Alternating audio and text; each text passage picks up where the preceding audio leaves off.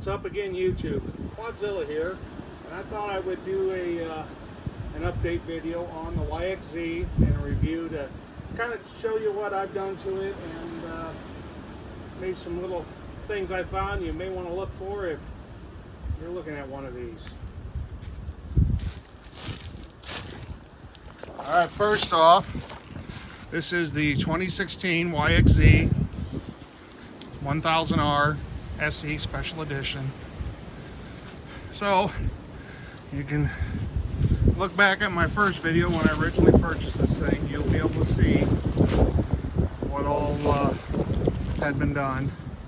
Give it a quick walk around here, then I'll give it a start back up here in the front. I purchased this thing last March, I believe it was, March, April, from a dealer out of Kentucky. Unfortunately, shortly after, I had a lot of problems with this thing. When I purchased it, it was at 499 miles, and I'm at 572 right now, and it is April of 2025. So in 1 year, I've done less than 100 miles. Starting off, came factory with a GYTR winch ready bumper, but it did not have a winch. So I installed a Badland 3,500 pound winch. I ended up getting the rubber bumper. I was able to take all the wires, run them up through here, and the main box and everything is up underneath this cover to try and help keep it a little bit waterproof. But that's all the distance of cables I had. So from there, when you come inside, I put the remote hook up here off to the side. I fish the wires over to that, and then I have the switch in the dash to operate it from inside. Let's see, what else have I done? I ended up backing these shocks totally off. When we went to Indian Ridge, this thing was riding rough as could be. So I backed everything off, but it was still riding fairly rough compared to what I was used to with the Razor. I got looking further. A lot of guys were saying disconnect the sway bars. So I've ripped the sway bars off the front and back of this thing. So if you got a YXZ and it's riding rough, or if you're doing a lot of trail riding and not a lot of road riding and you're not racing, so to speak, you're going to see great improvements by ripping those sway bars off, just saying. You're going to lean coming into the turns, so like if you are doing some road cruising between trails and you come into a curve, you're going to have to back off the speed a little bit because you're going to get that body roll to where it's going to start leaning, so you got to take that into consideration. But other than that, I don't see a downfall. Super ATV. We added these Super ATV rock kicker side nerfs with skid plate. So if you look,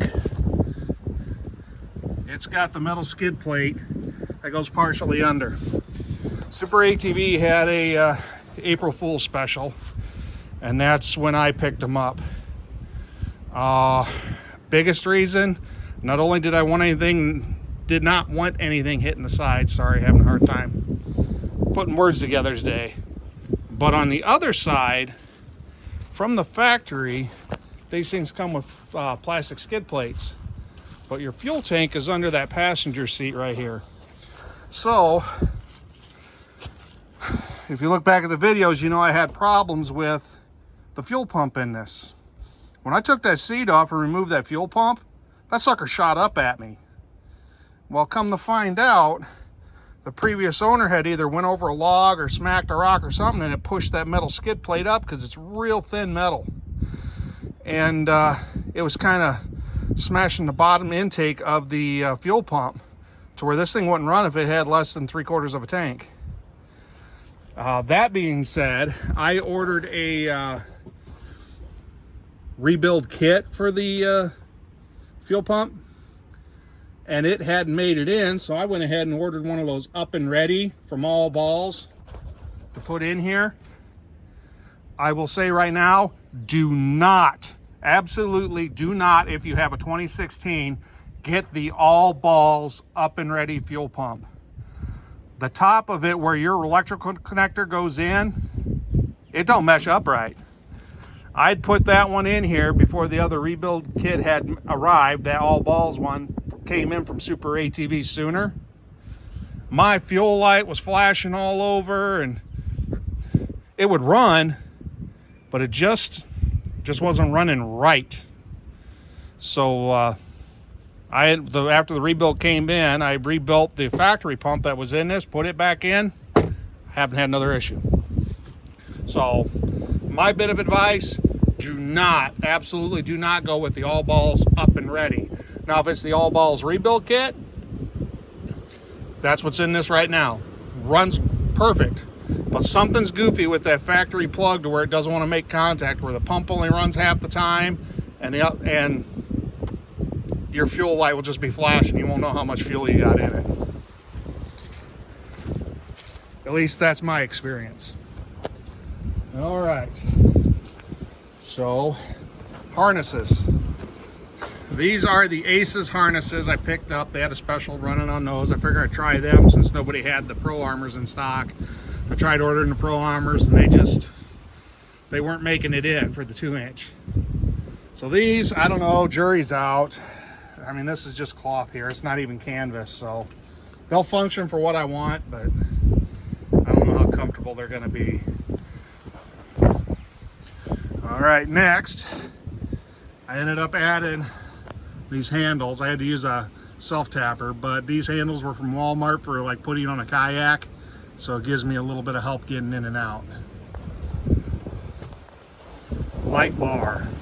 I ended up finding this real narrow light bar. It actually came off Temu because I had to find something small to clear the windshield. So this one came across for like 20 bucks, so I was like, give it a shot, and all that seems to be working. Let's see. On this side, you can see I relocated the radiator. There's a whole video series on the radiator, but this radiator up here, when we went to Hatfield McCoy, it was plug solid. It was bad, and that was from the dealer. I hadn't rode this thing because I picked it up not even a week before going to Hatfield McCoy. Had nothing but issues out of it after buying it. Got it home. First ride, I went to take it down to the boat launch, which is about a mile away. I came around a corner, and this thing looked like a old style locomotive. So much smoke was pouring out of it. I thought the motor let go, but in reality, somebody just put too much oil in it and it sucked it into the air filter. Well, now that air filter was garbage, and took an act of God to even find an air filter for this thing because they were all on back order nationwide. Anyways, there's a whole series on getting this thing up there.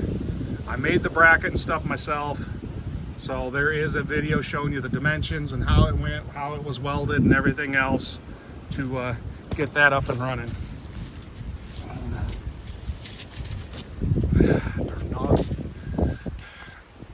GMRS. Right here's my GMRS antenna. We'll get over to that here in a second, but we added a GRMS radio to this thing. I have another one of those construction strobe lights on the back. Whips. I got whips added, and they are tied into the brake lights, unlike the Razor.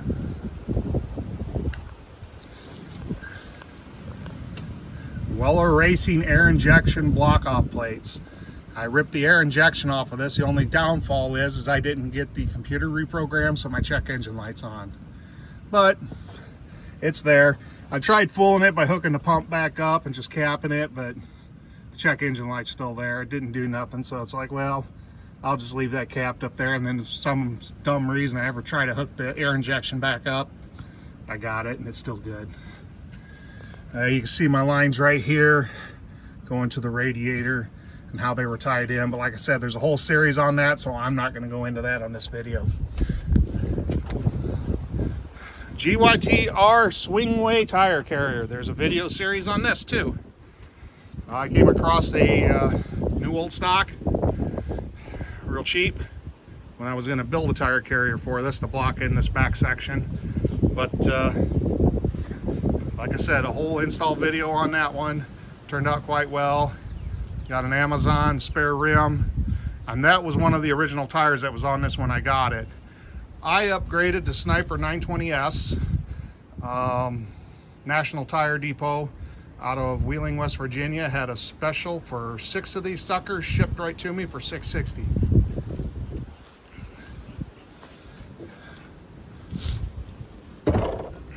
Fuel cans. I got a video on this too. I ended up making a fuel can mount for the back to where I could run the 2 cans, and if I ever want to take these off, I can spin each of the cans off, turn the T handle, lift these off, and take just the tire. Dog, you are needy today.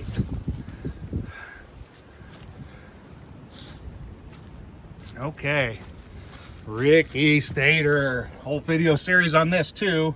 The trigger went out, so this thing, you go to crank it and it just spit and sputter, and it just would not fire unless I gave it shots of ether. I was going through, driving myself crazy trying to figure out what was wrong with this thing. I'd replaced the fuel injectors, all kinds of stuff. Come to find out, the trigger to the stator in here was bad. So refer to my channel. You'll see a series on these, and I got the part numbers and everything else if you want to replace the trigger on your stator if you're having the same problem. The cap up here to the thermostat was bad. When I got this, that's where I was having a lot of my problems. I was leaking coolant out, and it was staining right down the motor is how I caught it, but I didn't see it when I was out on the trails. I just kept overheating, getting stranded. So I contacted Weller, and I got the cap for this. That was the same time I got the air injection plates. And I got a billet cap because from the factory, these are plastic. Mine had a hole in it, and it was like severely warped. You'd have to look at the video. It was pretty bad. I don't know why Yamaha did that, but we're not going to dwell into that stuff, I guess. Does look a little wet down here still, but I haven't really had any riding it on this since I had that back cover off and replaced that trigger, and then I also greased the hell out of that drive shaft too, so a little bit of grease did fling around. So fire extinguisher, as I've said time and time again, always carry a fire extinguisher. I had a red one up here if you see in my previous videos, but then when I rode at Mill Creek, I thought I hit a branch that had a bunch of pollen. No, the other one had a fixed handle, and when I went by a tree, hit it and bent the pin and discharged the fire extinguisher into the cab. Let's see. There it is. The BTEC UV25X2. So that's a BTEC GMRS radio. From the factory, they give you a cigarette lighter plug to turn it on, or you can end up hardwiring it yourself. And the reason I went with the Baofeng, or BTEC, however you want to put it, is because of this right here.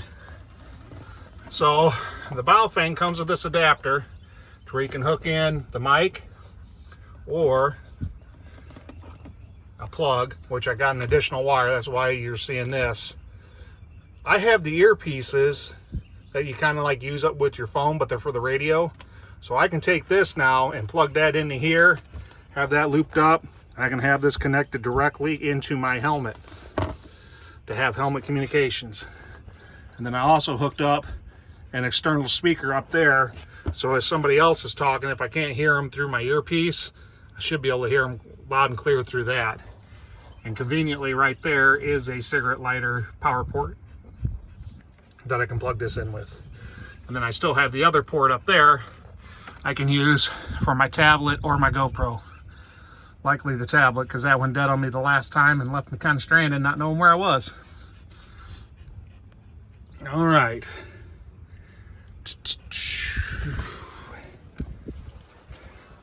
I think in reality that pretty well covers everything I've done to this YXZ.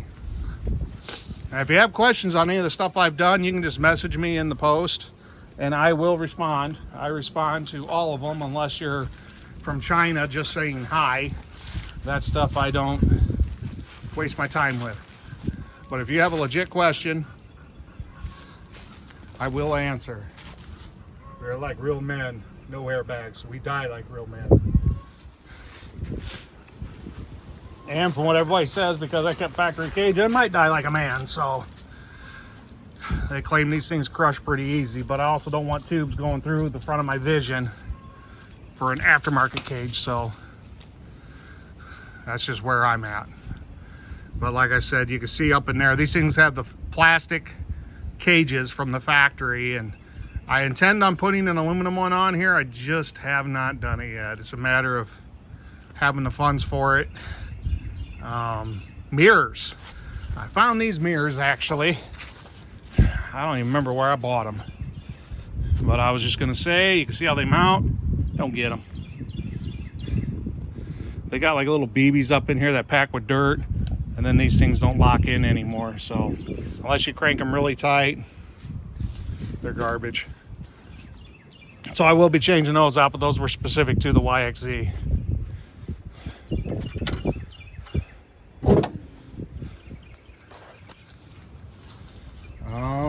Yeah, I think that pretty well takes care of it. So I've done different things to this. I've had to replace that differential seal.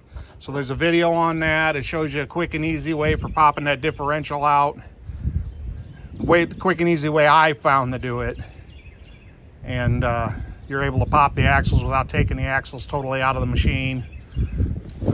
Trial and error is how I found it. Hopefully it saves somebody the next time. Getting the baffle out, that was a pain in the butt when I had to do the stator, but you'll have to watch that video. You can see up here, I'll turn the key on so you can see it, but I got the digital temperature gauge here that I installed when I did the radiator relocate. It was a 22 millimeter off Amazon for a motorcycle, but now instead of just an idiot light, I got that.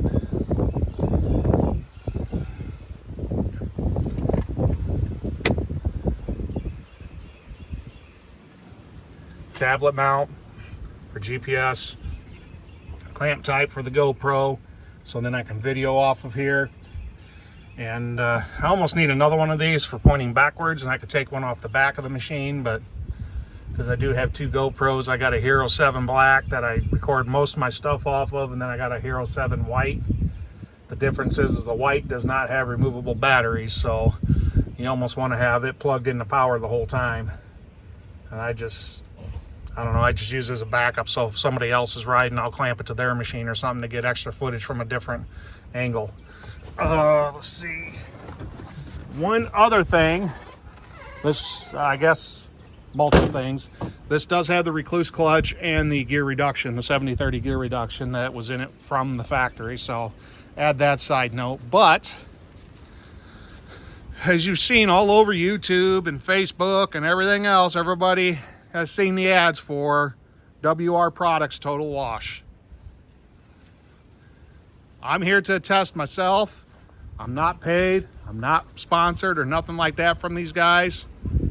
But holy cow, that stuff works. That is the best wash I've ever seen. Now, in some of the other videos, you might see this windshield was like, you can see kind of in here where it's scratched up. This whole windshield was bad enough where I was debating on replacing it. I came in and they have a product. It's called Hydra Wash? Hydrocoat, that's what it's called, Hydrocoat. It's a little blue spray bottle. It's almost like an Armor All. It's like a touch-up shine stuff. After washing this with Total Wash, I took a little bit of that to this windshield, wiped it off, and oh my God, I'm like, I guess I don't have to replace this. This thing is nice. The only thing I got is, especially right here, I got a good scratch that runs up the center of that windshield from where when it's flipped up on the roof. Excuse me. Whew. Lunch didn't like me. But I will attest, their wash system works great. You're gonna want a bigger pressure water washer, probably 2000 PSI or better. But they had their deal that's going on still currently as of right now. And this is April 12th. Whew. Yeah, where you get 5 bottles and the nozzle that you attach to your pressure washer for $100. and I can't attest to you enough that it is 100% worth it.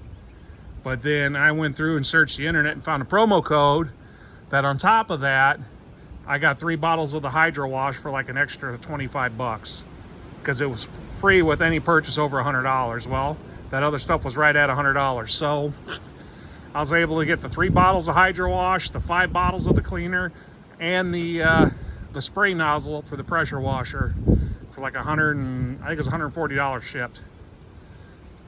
That stuff is totally amazing. I tell you what, it's going in my kit.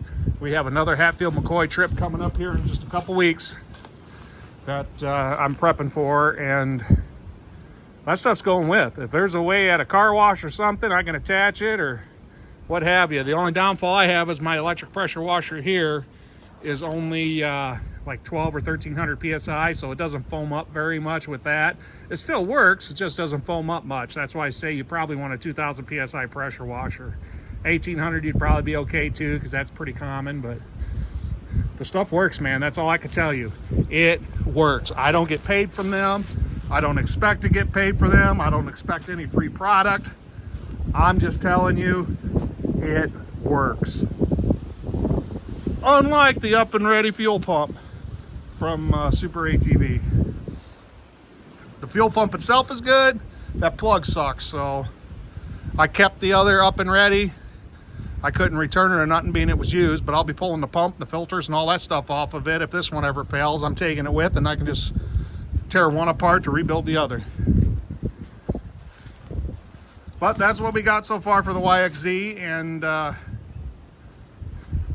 stay safe, ride hard, Quadzilla out.